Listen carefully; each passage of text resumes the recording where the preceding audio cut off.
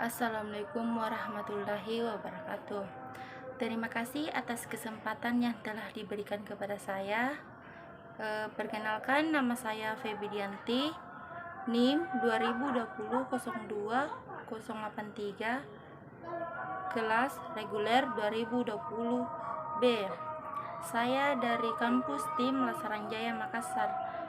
Pada kesempatan ini saya akan menjelaskan tentang manajemen kinerja dan kompensasi.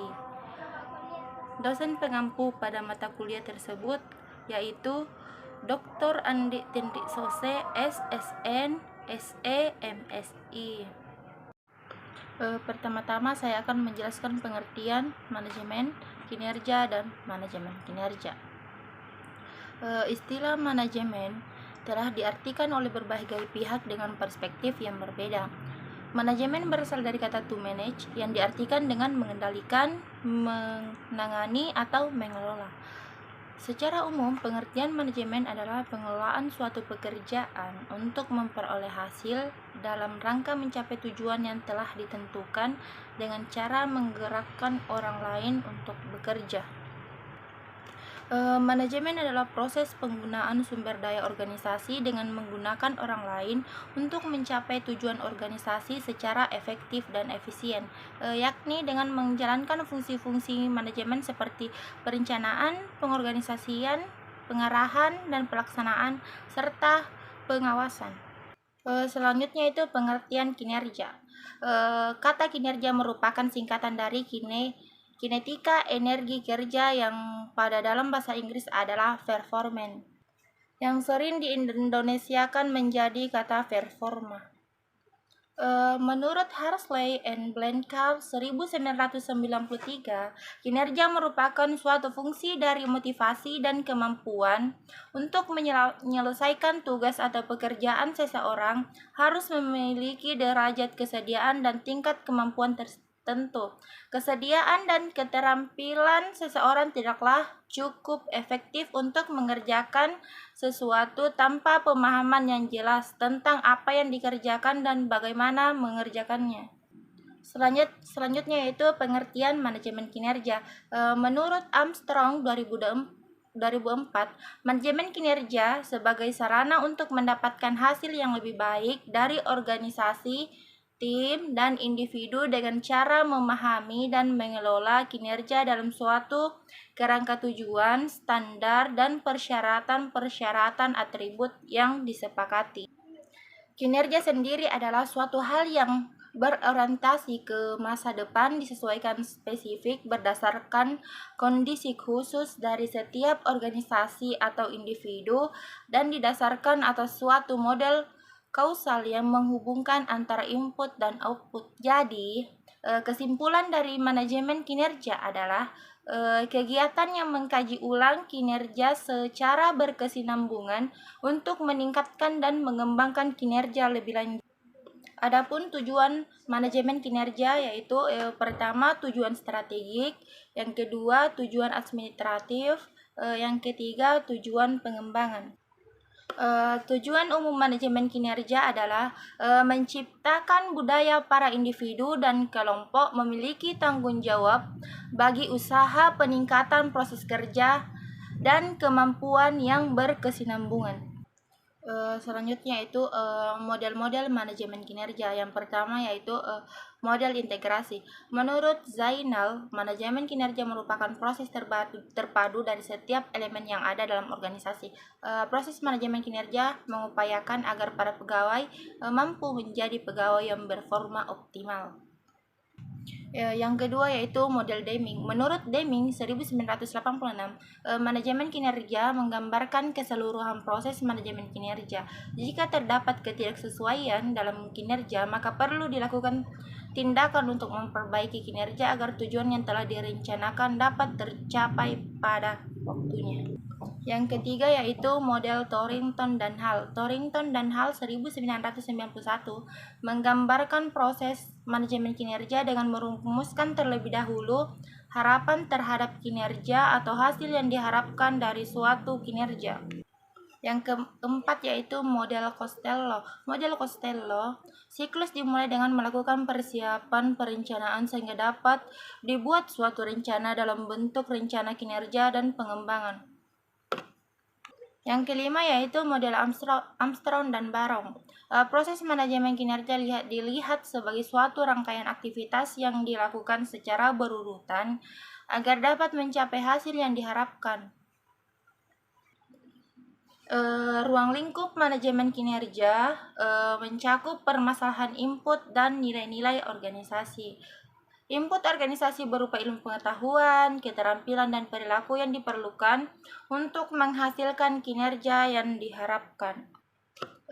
Manajemen kinerja memiliki banyak manfaat sesuai dengan kedudukan masing-masing. Manajemen kinerja bermanfaat untuk sang manajer, karyawan, dan yang paling utama bermanfaat dalam mencapai tujuan, visi, misi suatu organisasi. Poin selanjutnya yaitu perencanaan strategis. Perencanaan strategis adalah proses yang dilakukan suatu organisasi untuk menentukan strategi atau arahan serta mengambil keputusan untuk mengalokasikan sumber dayanya termasuk modal dan sumber daya manusia untuk mencapai tujuan. Hasil dari proses perencanaan strategi berupa dokumen yang dinamakan strategi plan yang berisi informasi tentang program-program beberapa tahun yang akan datang. Proses perencanaan strategis formal dapat memberikan manfaat kepada organisasi. Pertama yaitu kerangka kerja untuk pembangunan anggaran. Suatu anggaran operasi memerlukan komitmen sumber daya untuk tahun mendatang. Yang kedua yaitu alat pengembangan manajemen. Perencanaan strategi formal adalah alat pendidikan dan pelatihan manajemen yang unggul dalam memperlengkapi para manajer dengan suatu pemikiran dan implementasinya. Yang ketiga yaitu mekanisme untuk memaksa manajemen memikirkan jangka panjang. Manajer cenderung khawatir mengenai masalah-masalah taktis dan pengelolaan urusan-urusan bisnis rutin saat ini dibandingkan mengenai penciptaan masa depan. Yang keempat yaitu alat untuk menjajarkan manajer dengan strategi korporat. Debat, diskusi, dan negosiasi yang terjadi selama proses perencanaan mengklarifikasi strategi korporat, menyatukan dan menjejarkan manajer dengan strategi semacam itu, dan mengungkapkan implikasi dan strategi korporat bagi manajer dan individual. Adapun manfaat dari perencanaan strategis, yang pertama yaitu menentukan batasan usaha atau bisnis, yang kedua yaitu memberikan arah perusahaan dalam menentukan kebijakan perusahaan dalam menghadapi perubahan lingkungan, yang ketiga yaitu pembentukan budaya perusahaan lewat proses interaksi tawar-menawar atau komunikasi timbal balik. Yang keempat yaitu menjaga kebijakan yang taat asas dan sesuai. Yang kelima yaitu menjaga fleksibilitas dan stabilitas operasi. Yang keenam yaitu memudahkan dalam menyusun rencana kegiatan dan anggaran tahunan. Selanjutnya, standar kinerja. Standar menurut bahasa adalah ukuran tertentu yang dipakai sebagai patokan. Secara etimologi, kata standar bisa dipahami sebagai patokan atau sebagai standar baku. Standar juga bisa dikatakan sebagai sesuatu yang digunakan sebagai ukuran, norma, atau model dalam evaluasi komparatif. Menurut Ekotama, SOP merupakan sistem yang disusun untuk memudahkan, merapikan, dan menerbitkan pekerjaan. Istilah SOP lebih banyak dikenal dan diimplementasikan di banyak organisasi. Standar kinerja menurut Wibowo merupakan pernyataan tentang situasi yang terjadi ketika sebuah pekerjaan yang dilakukan secara efektif. Standar kinerja berkaitan dengan gambaran kegiatan yang dilakukan karyawan untuk menyelesaikan pekerjaannya sesuai tujuan perusahaan. Standar kinerja diperlukan untuk membimbing perilaku karyawan agar dapat melaksanakan standar. Baiklah, pertama-tama saya akan menjelaskan pengertian manajemen kinerja dan manajemen kinerja. Yang pertama yaitu manajemen. Istilah manajemen telah diartikan oleh berbagai pihak dengan perspektif yang berbeda. Manajemen berasal dari kata to manage yang diartikan dengan mengendalikan, menangani, atau mengelola. Secara umum, pengertian manajemen adalah pengelolaan suatu pekerjaan untuk memperoleh hasil dalam mencapai tujuan yang telah ditentukan dengan cara menggerakkan orang lain untuk bekerja.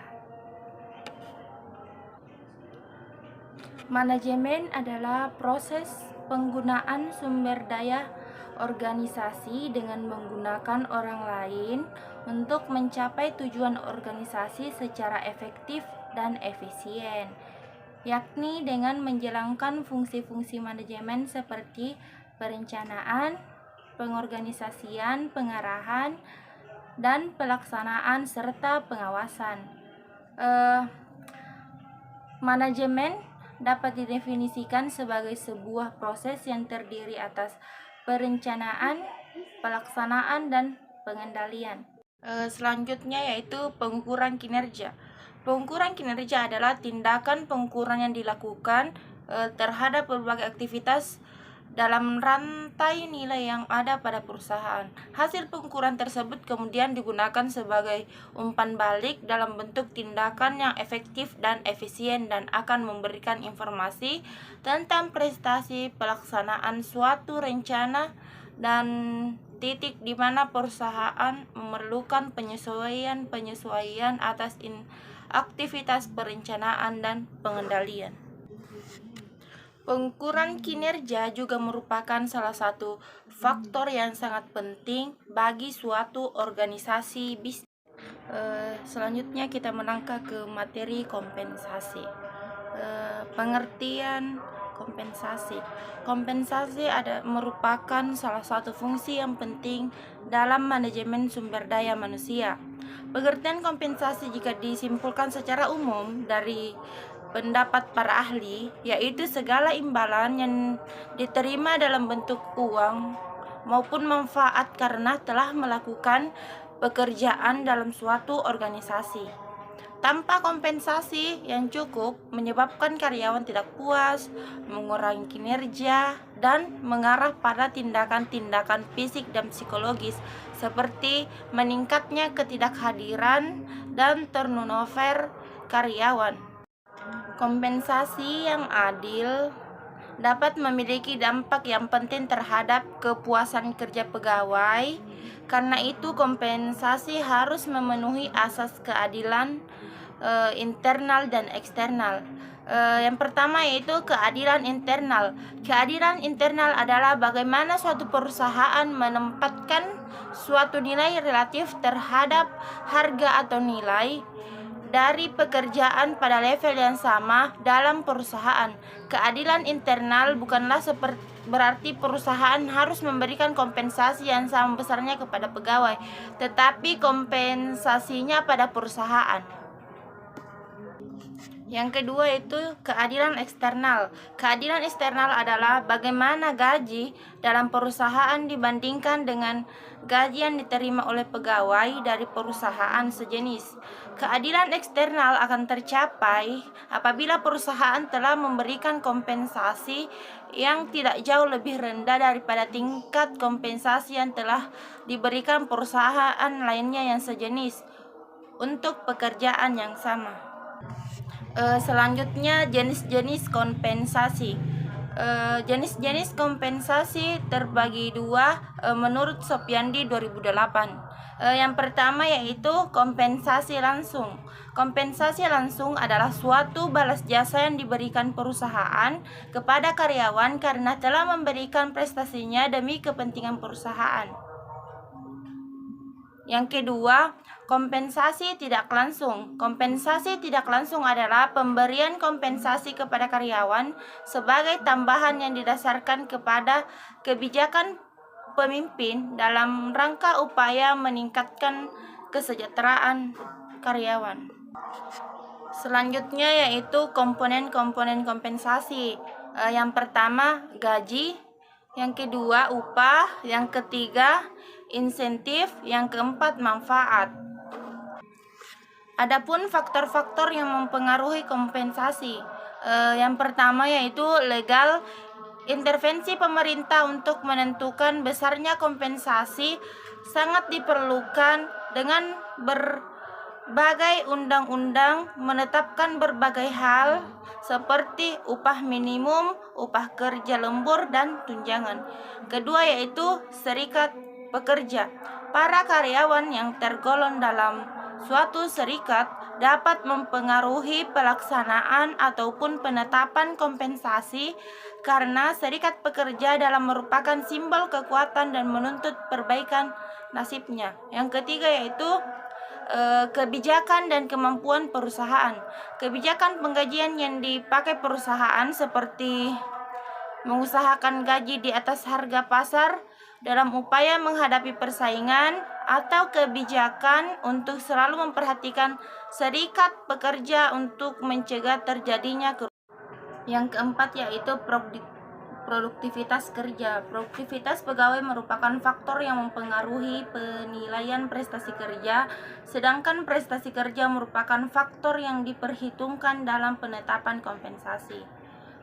Yang kelima yaitu biaya hidup. Penyesuaian besarnya kompensasi dengan biaya hidup pegawai beserta keluarganya sehari-hari suatu hal yang layak atau wajar yang perlu mendapatkan perhatian dan penetapan kompensasi. Yang keenam yaitu keadilan. Hal terakhir tetapi juga penting adalah bahwa tidak ada orang yang suka berpikir bahwa ia dibayar kurang daripada hak mereka. Keadilan baik secara eksternal atau internal adalah sangat penting dan menentukan pembayaran. Kompensasi harus berdasarkan pada kondisi real yang telah dikerjakan oleh pegawai, artinya disesuaikan dengan kemampuan, kesyakapan, pendidikan, jenis pekerjaan, risiko pekerjaan, tanggung jawab, jabatan pekerjaan, memenuhi persyaratan internal dan jasa yang telah ditunjukkan pegawai kepada organisasi. Baiklah, mungkin hanya itu yang bisa saya sampaikan.